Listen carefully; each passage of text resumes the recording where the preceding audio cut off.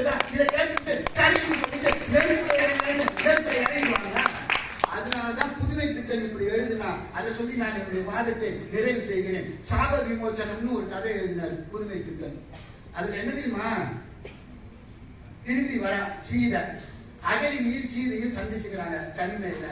அப்போ அகலிகை கேட்கிறா, ஆமா அங்க அசோகவனத்துல 10 மாசம் இருந்துச்சு, ராமன் உன்னை கூட்டிட்டு வந்தானே, என்ன நடந்ததுன்னா, இது மாதிரிக்கா என்ன நெருப்புல இறக்க சொல்லிட்டாரு, என் கற்பை நிரூபிக்கணும்னு அப்படின்னா.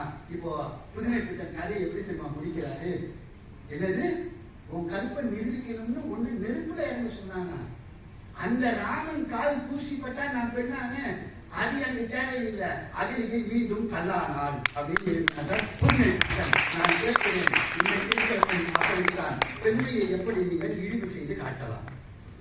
எப்படி அவர் போர் நெறிமுறைகளை பிழையாக புரிந்து கொண்டு அது இந்த காலத்திற்கு ஒவ்வாது என்று வழக்கு வைத்தாரோ, அதே போல ராமனுக்கும் சீதைக்கும் நடுவில் நிகழ்ந்த ஒரு நிகழ்வினை காலம் காலமாக எல்லோரும் வைக்கக்கூடிய குற்றச்சாட்டு போல அவர் இந்த குற்றச்சாட்டை இந்த மன்றத்தில் வைத்திருக்கிறார். காலத்திற்கு முன்னாலேயே எவ்வளவோ பல யுகங்களுக்கு முன்னால் நடந்து முடிந்த ஒரு விஷயத்தை இன்றைக்கும் மன்றங்களை வைத்து நாங்கள் பேசிக் கொண்டிருக்கிறோம் என்றால் அதில் தீர்க்கப்பட வேண்டிய அல்லது புரிந்து கொள்ளப்பட வேண்டிய ஒரு சத்தியம் அடங்கி இருப்பதாக இந்த மக்கள் புரிந்திருக்கிறார்கள் என்பதுதான் அதற்கு காரணம். தமிழர்களுடைய வாழ்வியல் முறை என்பது நிலம் சார்ந்ததையா. எங்களுக்கு முதற் பொருளே நிலம்தான். நாங்கள் நிலம் சார்ந்தவர்கள்.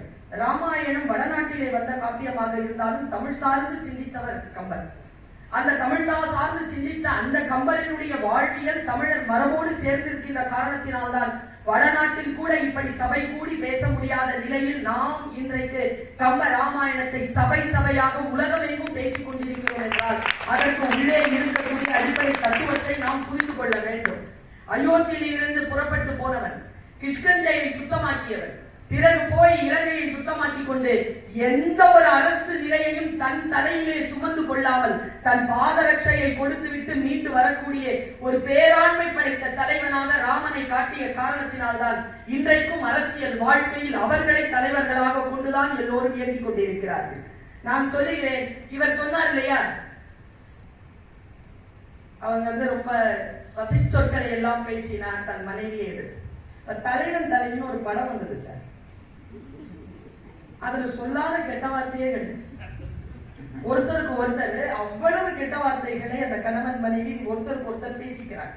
இதை அவர்கள் சொல்லலாமா என்று நீங்கள் கேட்கிறீர்கள். நுவான்சஸ் என்கின்ற ஆங்கில சொல்லை நான் இங்கு பயன்படுத்தி அதற்கு நான் மன்னிப்பையும் கேட்டுக்கொள்கிறேன். நுவான்சஸ் என்கின்ற சொல்